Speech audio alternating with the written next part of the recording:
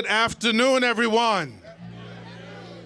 It is so wonderful to see each and every one of you. We certainly thank you for your time. We're going to give you a few moments for those that want to come closer to the stage for our opening program. We invite you to come just a little closer. We promise not to hold you long, but there are some seats that are available. Certainly, we want to encourage you, those of you who can and will, come just a little bit closer to the stage. Give yourselves a great round of applause as individuals are making their way. What a wonderful afternoon.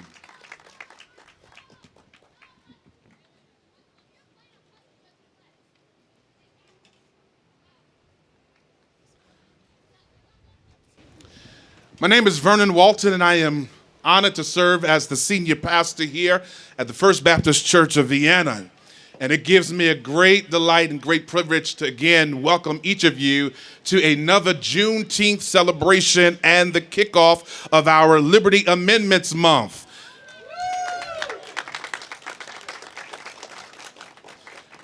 To Mayor Colbert, the members of the Town Council of Vienna, to our town manager, certainly to our United States Senator Mark Warner, to all of the elected officials that are present, and each of you will be recognized individually in just a few moments.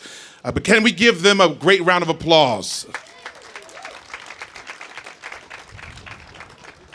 On behalf of the oldest church in the town of Vienna, a congregation that has been standing and serving now for over 155 years, we welcome you to these sacred grounds. As always, it is our delight to partner with the mayor, the town council, the town manager to kick off the Liberty Amendments Month celebration, and certainly to celebrate and to acknowledge Juneteenth. This celebration is a reminder of the rich and celebrated diversity of our town. It's a reminder of the rich and celebrated diversity of our state, and certainly a reminder of the road and journey that we have traveled as a nation. It's a reminder of the progress that indeed we have made together, as well as the work that remains ahead of us. I invite each of you today to take a moment to pause and to reflect on what remains our collective work. And let's commit ourselves and recommit ourselves with a renewed sense of hope to work together, to walk together, and certainly not to get weary. I invite you to join me in a word of prayer.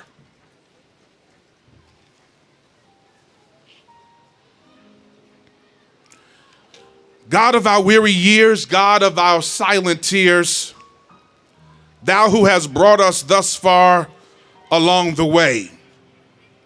The God of Abraham, Isaac, and Jacob, the God of Rebekah, Rachel, and Miriam. It is to you, O God, that we thank you for the gift of life. It is to you, O God, that not only do we thank you for the gift of life, but we thank you for the joy of this moment and for the joy and gift of celebrations.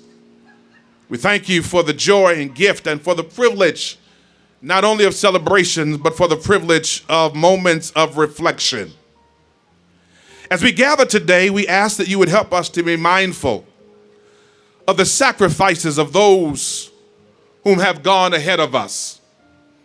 Help us to be mindful of those who've sacrificed their lives, their blood, that we might be granted the privileges and freedoms that we enjoy today. We ask, dear God, that you would strengthen us and challenge us, that you would help us to be more committed to the needs of each other and not just simply the needs of our own. We pray that you would use this celebration to usher us into a place and a mindset that we understand our value and that we understand our collective witness as one community. And finally, God, we ask that you would continue to bless us, that you would continue to keep us, and that you would fill us with your grace. These and all other blessings we ask and claim them done. It is in the marvelous and mighty name we pray, and together say amen. Would you please help me give a very warm welcome to the mayor of the town of Vienna as she comes to bring greetings as well, Mayor Linda J. Colbert. Let's receive her by putting our hands together.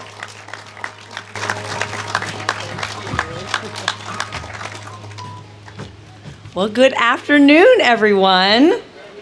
Oh, good. All right, you're getting warmed up now. Welcome to the Vienna Juneteenth celebration. First, I would like to introduce some people that we have here with us today.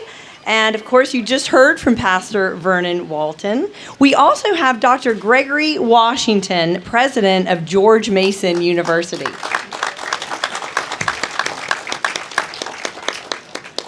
We have a singer that you're going to hear from soon, Al-Jabril Muhammad. He's on stage sitting next to me. We are so honored to have Senator Mark Warner from the United States Senate. And also here, standing for Congressman Jerry Connolly, we have Marlon Dubison. He is the district director. Where's Marlon? There you are, Marlon. I just talked to you a second ago. We also have Delegate Holly Siebold from the Virginia House of Delegates. Senator Chap Peterson, 34th District, Commonwealth of Virginia. And from the Vienna Town Council, we have Councilmember Chuck Anderson, Councilmember Ray Brill, Councilmember Ed Summers, Councilmember Steve Potter, and on stage, Town Manager Mercury Payton. Fairfax County, we have Supervisor Walter Alcorn, and he is the Hunter Mill Supervisor. Supervisor James Walkinshaw, and he is the Braddock District Supervisor. Supervisor John Faust from Drainsville District. And from Fairfax County Public Schools, we have School Board Member Karen Keys Gamara and School Board Member Carl Frisch. Thank you, all of you, for being here. It's just amazing. We have so many people attend today. And I just want to thank some people, too. I want to thank Dr. Walton, Pastor Walton, for hosting and for First Baptist Church. I know there's a lot of organization that goes into this, and I love our partnership, the town and First Baptist Church. We have a very good working relationship. It's very important to me, and I know to you, too. So let's thank them. And of course, our Liberty Amendments committees. I know there's several committees, but if anyone here did any work leading up to preparing for today, the Juneteenth celebration, or anything in the next 4 weeks, if you could please stand so we could recognize you.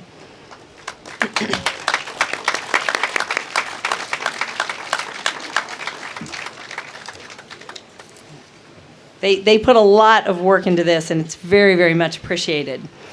Well, today we gather to commemorate a significant moment in the history of our nation. Juneteenth marks the day when the news of freedom finally reached Galveston, Texas, 2 years after the Emancipation Proclamation had been signed. Juneteenth is a day of remembrance, but it's also a day of celebration. It's a day that Vienna chose to kick off Liberty Amendments Month, celebrating the 4 amendments in our U.S. Constitution, the 13th, 14th, 15th, and 19th, that granted liberties to those that previously did not have them.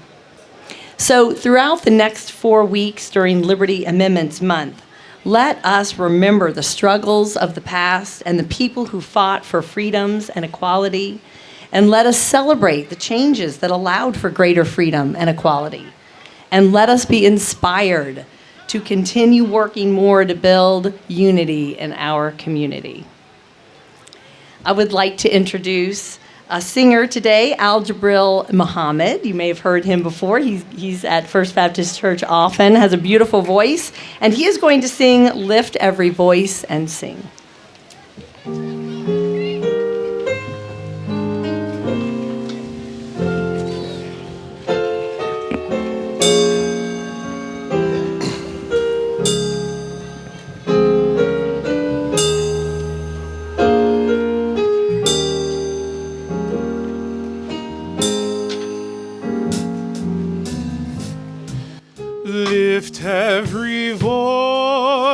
and sing till earth and heaven ring, ring with the harmonies of liberty. Let our rejoicings rise high as the listening skies. Let it resound loud as the rolling sea. We have come over a way that with tears has been watered. We have come treading our path through the blood of the slaughtered.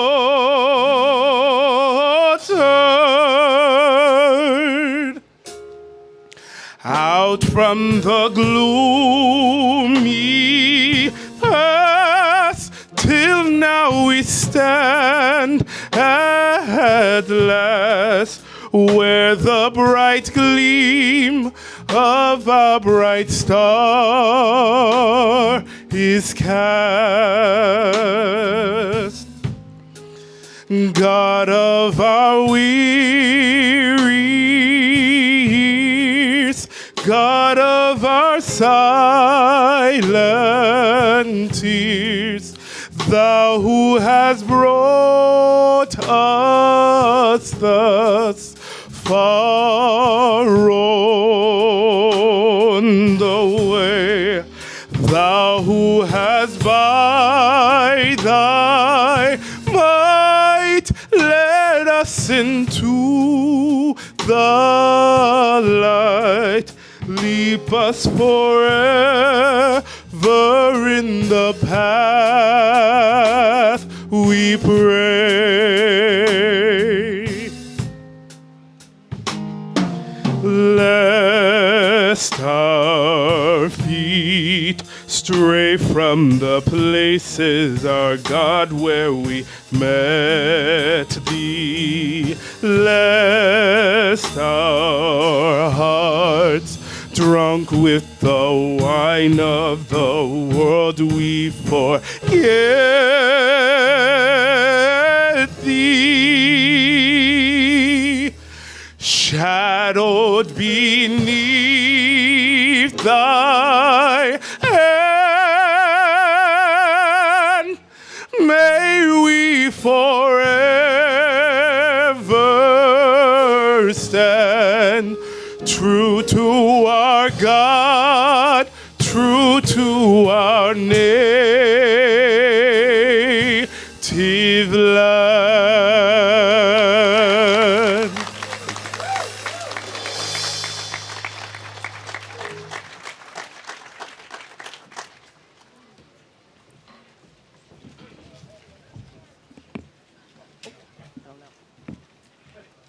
Okay, that was, of course, beautiful, moving. Thank you so much, Algebril. Thank you so much.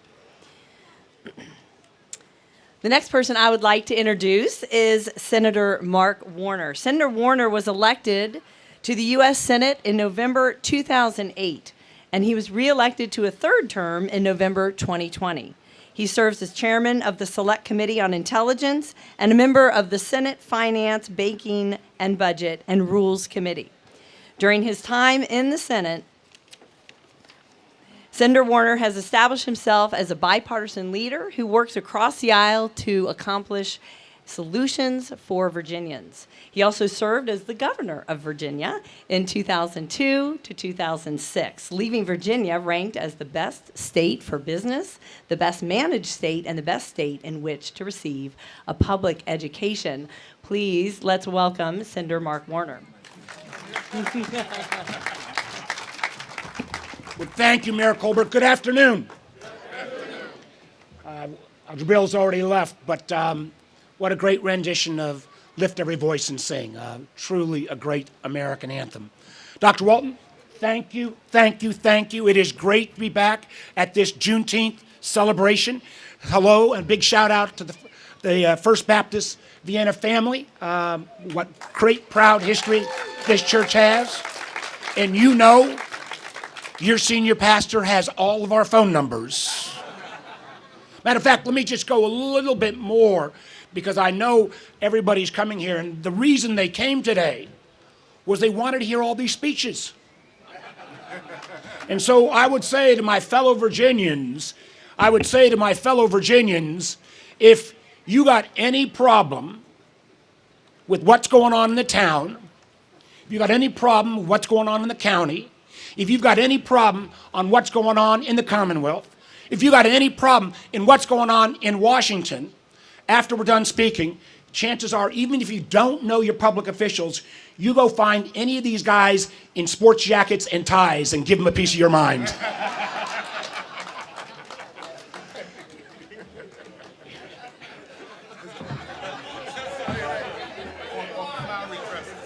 I knew where I was coming, Dr. Walton. Yeah, two quick comments. One, I know at times you turn on the TV and it feels like everybody's at each other.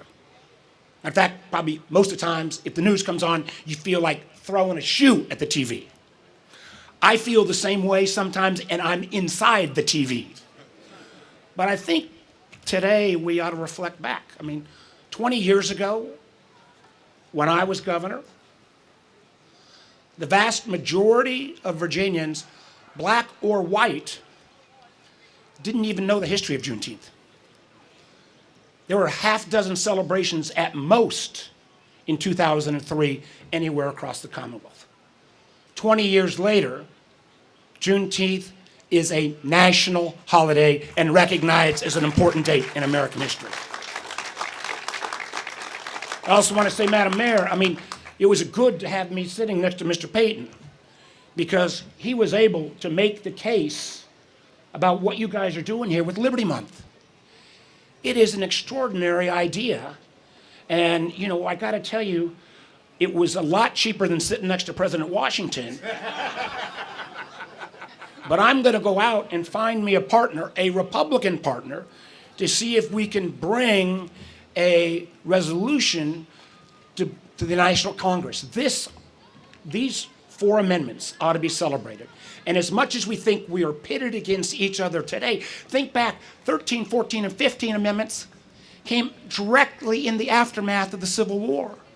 The 19th Amendment, giving women the right to vote, came around the time of World War I, when huge economic betrayals were taking place everywhere. So the notion, even though when as tough things are, that we find a way, never straight path, and there are always those who want to bring us backwards. But in this Commonwealth, in this country, we find the way to keep this great land of ours moving forward. You got my commitment to take this notion of the Liberty Month back, get a congressional resolution, make it bipartisan, and make this a national month of celebration. Thank you all, and God bless you.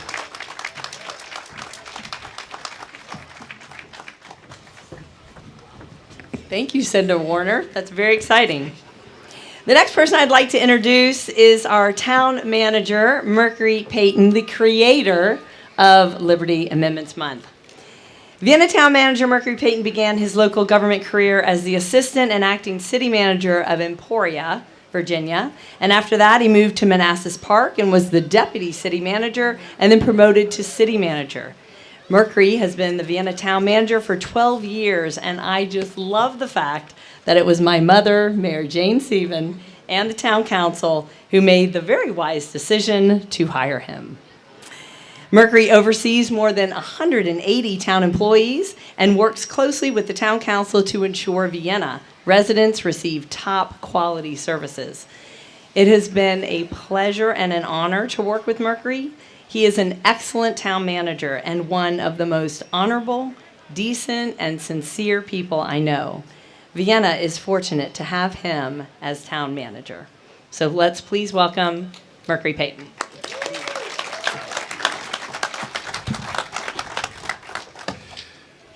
Good afternoon, everyone. Good to see you all. Good to see you all. Before I introduce Dr. Washington, I'd like to say a few words. I'd like to thank Reverend Walton, again, everyone at First Baptist Church for hosting this Juneteenth event kickoff for Liberty Amendments Month celebration. I know it takes a lot of work to do this, so thank you so very much.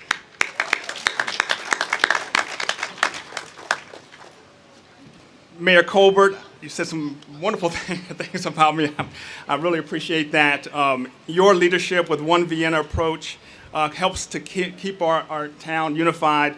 I thank you for your service of your father on council and your mayor on council as well. Thank you so very much.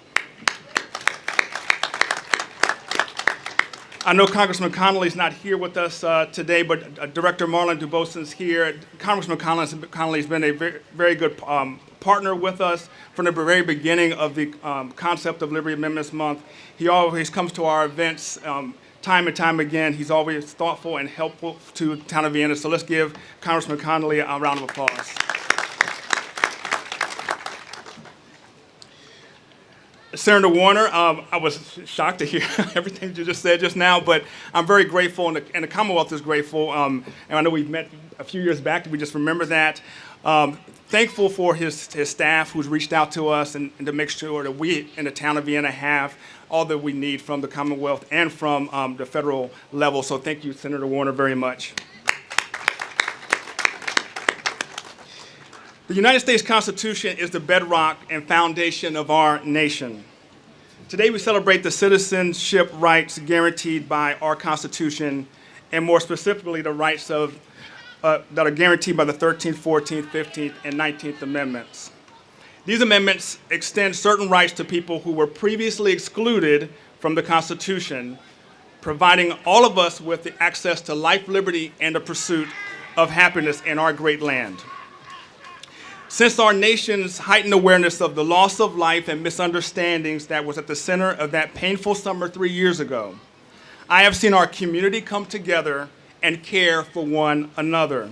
I've seen our town police officers calmly de-escalate some of the most stressful challenges of calls of service that anyone can imagine. So Police Chief Morris and I are working with Reverend Walton and others in the faith community and experts in the emotional support community to help people in crisis when there's a significant call for service in our community that involves law enforcement. While this project and this process is not yet finalized, the concept involves initially supporting our law enforcement officers, victims, and suspects in real time in appropriate ways to give them the emotional support they need at that moment. Again, this is just the concept phase. However, Pastor Walton and Chief Morris, I want to thank you for your thoughtfulness and leadership regarding this new concept.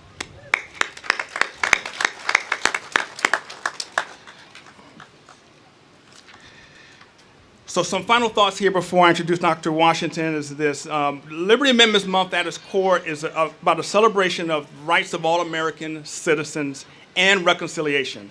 I encourage us all to remember our own value and remember that reconciliation, kindness, and forgiveness must be how we live. It has been said, repay no one evil for evil, but give thought to do what is honorable in the sight of all. If possible, so far as it depends on you, live peaceably with all. We will not always agree. We will wrong others and others will wrong us. But if we remember our value and are eager to reconcile with each other, our community will have more harmony. Now, this is my pleasure right now to introduce our keynote speaker. Dr. Gregory Washington is the president of George Mason University. Dr. Washington launched his academic career in 1995 as assistant professor in the Department of Mechanical and Aerospace Engineering in the College of Engineering at the Ohio State University. He became an associate professor in 2000 and professor in 2004, earning several teaching awards. Dr. Washington established the American Society of Engineering Education Diversity Recognition Program, which is currently the nation's largest diversity recognition program for engineering colleges and schools, with more than 200 participating universities. An accomplished researcher, Dr. Washington specializes in dynamic systems, with an emphasis in modeling and control of smart material and structure systems. Dr. Washington has conducted research for the National Science Foundation, NASA, General Motors, the Air Force Research Laboratory, and the U.S. Army Research Office, among others. This February, Dr. Washington was elected the National Academy of Engineering, the highest engineering honor in the country. A first-generation college graduate, Dr. Washington is a native of New York City who attended high school in North Carolina. He earned bachelor's and master's degrees and his PhD, all in mechanical engineering at North Carolina State University. Dr. Washington is the former engineering dean at The Ohio State University and University of California, Irvine. And he holds the distinction of being the first black president of George Mason University. Please help me in warmly recognizing Dr. Washington.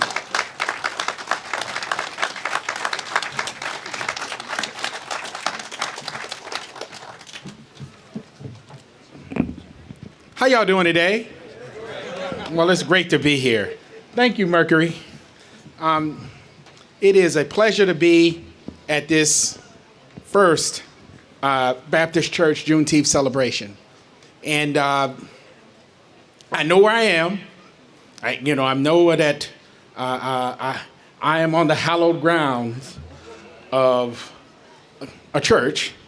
And so I'm going to invoke my rendition here of the Beatitudes. Be brief. Blessed are the brief, for they may be invited back.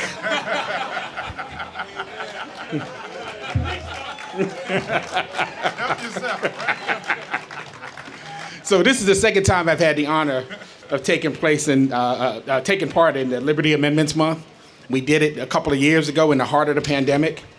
And I want to thank the organizing team and you, Mercury, for inviting me back. This is, you all took a chance on a guy who was the president of an institution named after a former slaveholder to come and talk about these amendments. So,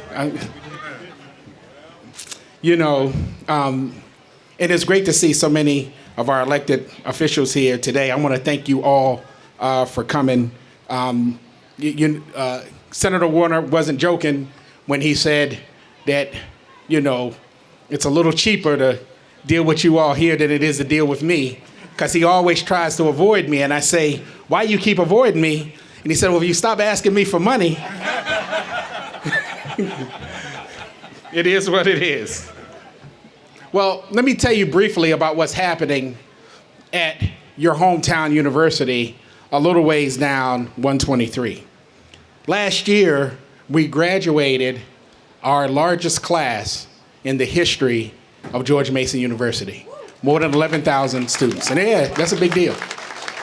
But it wasn't just the largest in the history of George Mason University. It was the largest in the history of any four-year institution in the state of Virginia.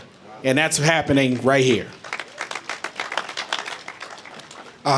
We broke ground on a number of state-of-the-art facilities in Arlington, on our Arlington campus. You're going to see a facility that's going to go up there that's going to change that whole skyline in Arlington, and on Manassas campus as well, and here on our Fairfax campus, in the midst of probably the most significant pandemic we've had in our nation's history, we established the first college of public health in the state of Virginia. And so George Mason is doing extraordinarily well.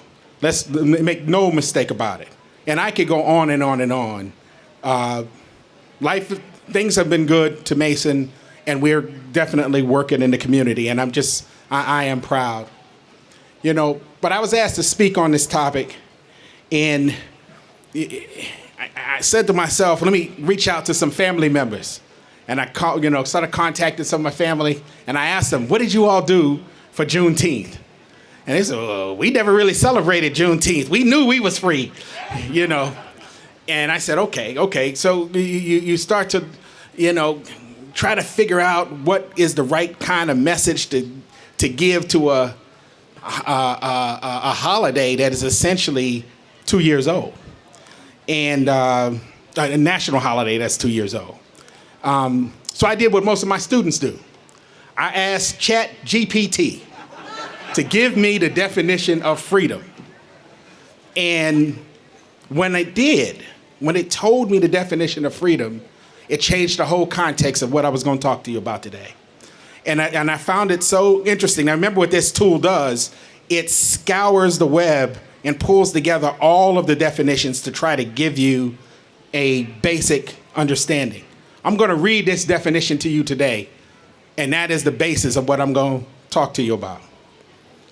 So I asked it the definition of freedom. It says, freedom is a complex concept that can be understood in various ways, but at its core, it refers to the state of being able to act, think, and speak without constraints or coercion. It goes on to say, it encompasses the absence of oppression, the ability to exercise individual rights and liberties, and the pursuit of personal fulfillment and self-determination. And then finally it said, freedom involves autonomy, choice, and the absence of undue restrictions, allowing individuals to express their beliefs, make decisions, and engage in activities that align with their values and desires. When I heard that, I said, whoa. By that definition, I got one question for you. Are we free? Are we free? You see, maybe the crux of Juneteenth, maybe what this is pulling us to is to remind us that we all have work to do. We're here, we are statutorily free. But as I highlighted to you in that definition, there are large numbers of members of our society who are indeed not so. And so earlier this month, I was coming in, I gave a talk in Atlanta, and I was going through the airport, and something caught my eye. It was a quote from a guy by the name of, it was a large quote by the name of a guy named John Wesley Dobbs. And what John Wesley did, the quote said, and I will repeat to you, bucks, ballots, and books are the keys to African American freedom. Now, John Wesley Dobbs was born in 1887, and he said that quote at a time when most of the folk in this country was arguing over were we going to call ourselves Negro or colored. He said, bucks, ballots, and books are the keys to African American freedom. And you know what? Those are still keys to African American freedom today. You know, I thought about that a little bit, and as I wrap up here, I said, well, how does George Mason University fit in this concept of bucks, ballots, and books? Well, let's talk about the books part for a moment. First of all, Mason is the 7th most diverse university in the country, right? And what that means for us, that's a big deal. No single group at George Mason University represents more than 35% of the population. We had 112 different countries that was represented just in our graduation here the other day. So if you want to see what America is going to look like in 30 years, just visit the campus. You'll get a hearty view of what America will be like. From 2010 to 2019, Black undergraduate enrollment declined by 20% nationally, but it actually grew by 73% at George Mason University. And we graduate more Hispanic students than any public university between New Jersey and Georgia. We're also home to the largest Asian American and Pacific Islander student population as well. Now, it's one thing to have all of these groups on campus. What I've been reminded and asked by many of us, students, including some of my students, what you doing for us, right? How you treating us now that we are here? Well, it's one thing to have you on campus, but first of all, and most importantly, the goal is to graduate you, right? The national 6-year graduation rates for African Americans in this country is 45%. It's 45%, less than 50%. It's the national graduation rate.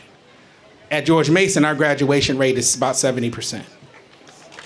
And I have as many African American students as any HBCU in our state.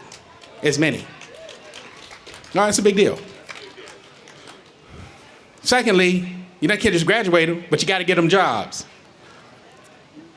87% of the class, we haven't gotten 2023 numbers yet, but 87% of the class of 2022 report a positive career outcome. That means they either got a job or they went to graduate school. So you come, you graduate, and you get a job. Those are the big rocks, right? But we go deeper than that.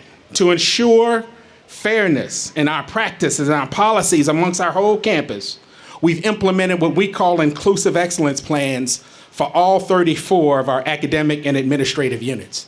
And those plans that we've put in place have established positions and support mechanisms to support students of all races, of all groups, and of all backgrounds throughout our campus.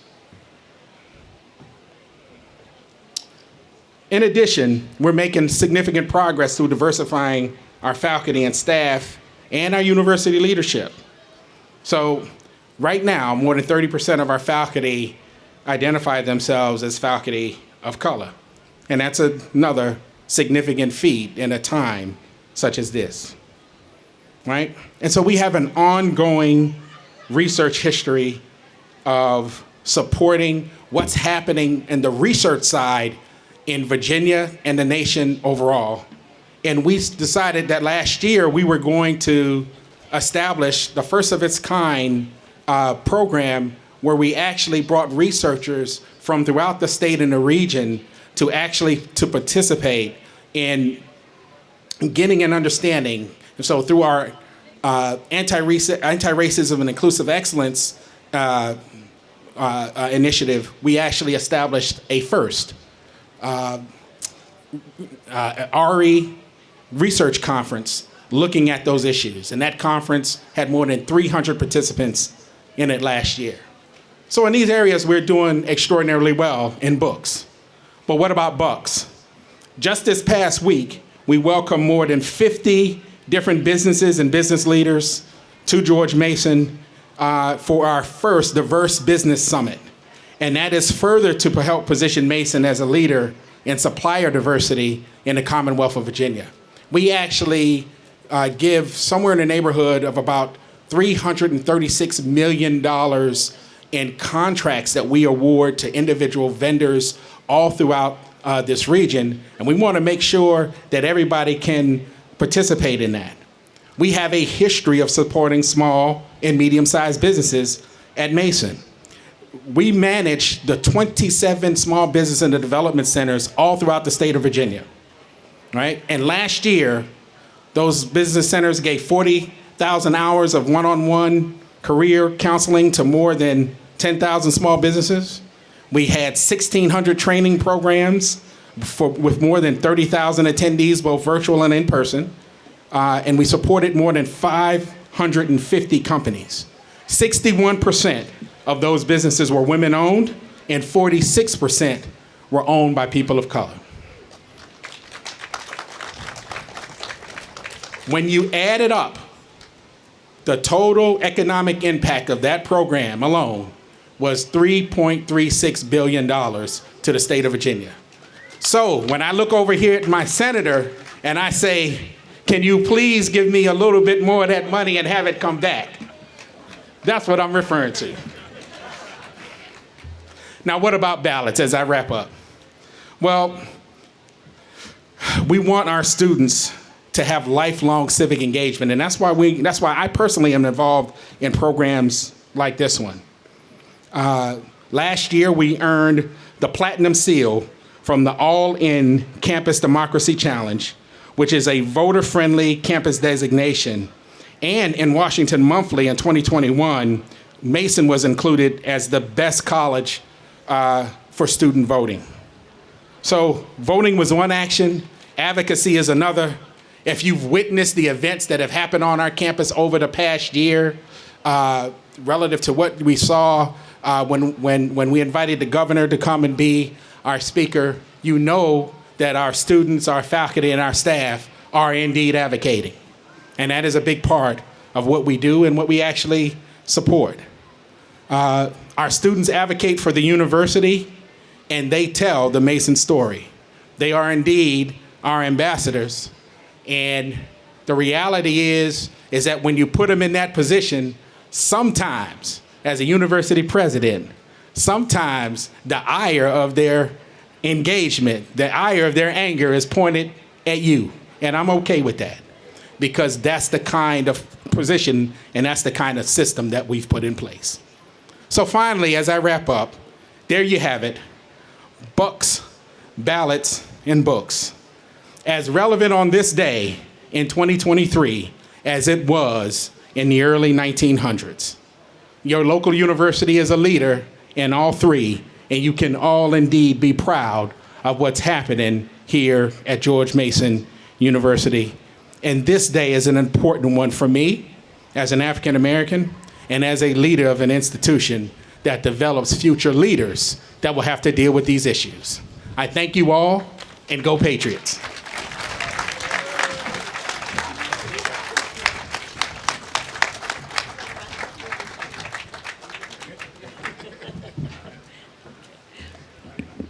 Thank you so much. I'm writing notes as you're speaking. It was so good. Well, thank you everyone for coming today, and this event goes till 3 o'clock, I believe. Also, the calendar is out for the Liberty Amendments Month, and so please look at that. There's things I'm sure that you want to go to and you want to attend. Have a wonderful rest of your day and a wonderful weekend.